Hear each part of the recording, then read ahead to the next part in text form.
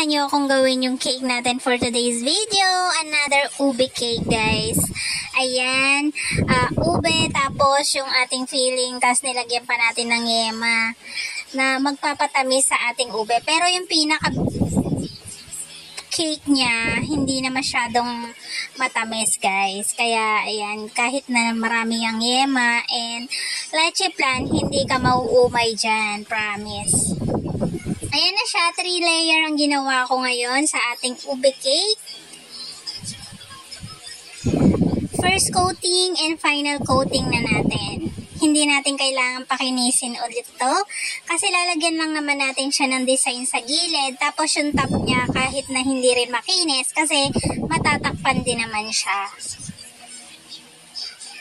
Mas maganda lang gawin yung mga ganitong cake na hindi mo na kailangan pakinisin pa. Ayan. Ilagyan ko lang siya ng design dyan. Tapos, ayan. Para merong border yung ating leche plan. Password lang ating ginawa. Ilagay na natin ang ating leche plan. Ang ating napakasarap na leche plan. O, diba? Punuin natin. Meron pa tayong nakikita. Kaya sige pa, lagyan pa natin. Hanggang wala nang makita. At masilip na purple.